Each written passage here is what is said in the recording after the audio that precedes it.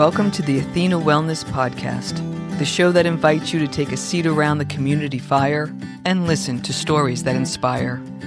I'm your host, Kathy Robinson, author, coach, and founder of Athena Wellness, a company that's dedicated to supporting you as you create your next chapter, turning life transitions into transformation.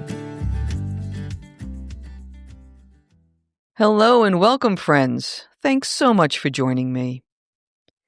If you find yourself contemplating or navigating a major life change, at some point you'll be challenged with this question: who am I now? I know this question well. Even though I had a solid plan to build Athena Wellness after I chose to leave a successful corporate career, I still had to face the essential quiet work of rebuilding my identity. In today's episode, we'll explore how the identity that built your success may now be constraining your future, how to honor your past self, release the grief, and determine next steps, and a brief exercise that will help you align habit with your future self-vision. I've also created a special guide I think you'll find helpful. It's called 5 Questions to Explore a Soulful Second Chapter, and it contains the exact reflective work that guided me through my midlife transition. You can download it for free at athenawellness.com/reimagine. I'll also put a link in the show notes. And now on to the show. I hope you find it helpful.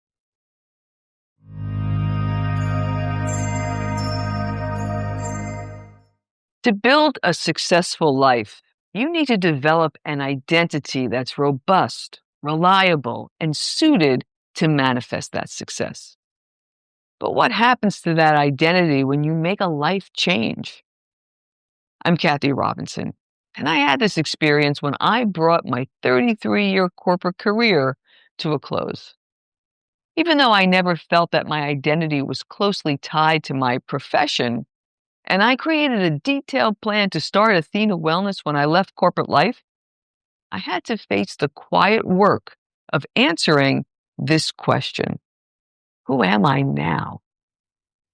This moment of searching isn't a problem to be solved. It's a powerful invitation. Identity transformation is necessary to adapt to new circumstances, such as a major career change, an empty nest, or a shift in your partnership. And when you approach it mindfully, it empowers you to design your next chapter with clarity and confidence. If you choose not to do the quiet work, you can get lost in the unsettling feeling of being untethered and the grief for the person you once were. So let's begin this essential inner work by exploring the habits that contributed to your success, honoring your past self so you can release what no longer works, and determining the next step that will move you forward. Personal identity is defined as a unique set of characteristics, qualities, and beliefs that you use to define yourself. Components of identity include things like self-concept, personality traits, values, beliefs, memories, experiences, social roles, and group memberships. Personal identity isn't static. It's dynamic, evolving. It's a process that is continuously shaped. It links who you were in the past to who you are today and to who you dream of becoming. You can think of it as a framework that influences your beliefs and behavior. As a midlife professional, the demands of your successful career contributed to your self-concept.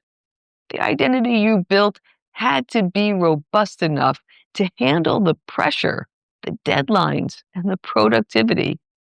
As a result, you developed a set of autonomic behavioral patterns, automatic habits that ensured success without conscious effort. This creates quite a paradox when you're ready for your next chapter. The identity and habits that made you successful for decades now become an unintentional constraint on your future. If you don't intentionally examine and adapt your self concept as you prepare for your next life phase, your old patterns will inevitably emerge and perhaps lead you down a familiar path rather than your desired one. So, why does this happen? We're wired for behavioral congruence. Our actions naturally try to align with the person we believe we are. And if you're holding on to the identity of the person you were, it'll be difficult to navigate the path of the future self you'd like to become. This is why the quiet work is so essential. It's the moment we choose to examine our behavioral patterns and align with the future self we desire. It's about choosing which patterns to keep, develop, or release. The first step in creating a new identity isn't outward action, it's stillness. We can't move forward cleanly if we don't first acknowledge and make peace with the person we were. Stillness isn't passive. It's an active choice to step away from the noise and listen to what the transition is asking of us. And often what surfaces in that quiet space is the need to acknowledge a profound sense of loss. This brings us to grief. For successful professionals who are in transition or contemplating next steps, there's often a deep sense of loss that we aren't prepared for or equipped to handle. But we can learn to process the emotion that's part of completing a major life chapter. This comes from honoring the journey that brought you to this point while acknowledging what will never be as your life scenario shifts. The bottom line is that grief is not a failure. It's a vital act of completion. Be aware of it. Process what you can. And if it's overwhelming, reach out and talk to someone who can give you guidance. By acknowledging your grief and honoring your past, you'll gain the clarity and space needed to design the future that you most desire. Now to the quiet work. The process of creating a new identity starts with a simple realization. Your identity isn't some abstract concept. It's comprised of a few key drivers that influence the direction of your everyday life. Here's a simple contemplation exercise that moves you from unconscious habits to conscious life design. You just need a piece of paper and a pen. We're going to create a simple 2-column list relating to your current self and your future self. By seeing the two versions of yourself side by side, you'll gain the insight needed to create behavioral congruence. Draw a line down the middle of the page and label the left-hand column My Current Identity Drivers, and the right-hand column My Future Identity Drivers. We'll start with the current identity drivers. This column is your honest examination of the person who drove your past success. These are the patterns that are currently running on autopilot. They include your beliefs and values. Specifically, the beliefs you live by. List the top-seated beliefs about work or worth that currently run your day. For example, when I was in corporate, I would include things like my value equals my productivity, or hard work equals success, or my favorite, consider it done. The values that drive your decisions come next. List the values that you consistently prioritize. Using myself as an example again, my corporate self would say productivity, discipline, and dependability. Now give some thought to your future identity drivers. This column will help you intentionally create a framework of the person that you want to become. This is where we focus on your desired internal state. They include your core feelings and prioritized values. Specifically, the core feelings that you want. List how you'd like to feel in your next chapter. As I was planning my transition to entrepreneurial life, my list included feelings such as creative, vital in body, mind, and spirit, connected in relationship, abundant, and present.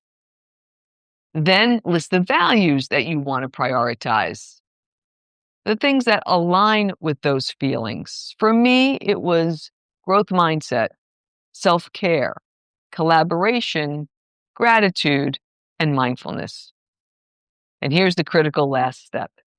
As you look over your future identity list, select one feeling or value that you want to develop the most. Then choose a small, low-stakes action that will demonstrate your commitment to your future self each day. As an example, in my last year of corporate, I had a 5-minute visualization I did each morning of what life would be like once I began working full-time at Athena Wellness. This visualization only took 5 minutes, but it began to create my new identity as a creative, vital, connected, abundant, and present entrepreneur. By performing this small, consistent action, you're showing yourself that you're the type of person who could become your future self. And as a 5-year entrepreneur who is still excited about her work, I can definitely say it works. We began this episode by actively contemplating the sometimes unsettling question, who am I now? And as you can see, the quiet work is the answer. By exploring your current and future identity drivers and honoring the grief necessary for completion, you've done more than plan. You've started the design process of your next life chapter.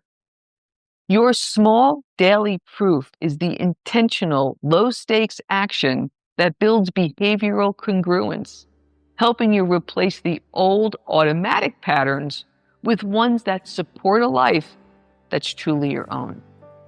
The ultimate benefit of the quiet work is the clarity and confidence that emerges along with your new self, ensuring you never feel untethered as you navigate this life change. Thank you so much for joining me today. I know there are many ways you can spend your time. Thank you for choosing to spend it with me. Until our paths cross again, be kind to yourself and show your warrior spirit some love. If you know anyone who could benefit from today's episode, please pass it on. And many thanks for supporting the show by subscribing and leaving a review. It means a lot, and it helps others find their way to our circle. If you'd like to access the show notes, have a question you'd like addressed on a future episode, or would like a transcript of this episode, visit www.athenawellness.com/podcast. Until next time, be well.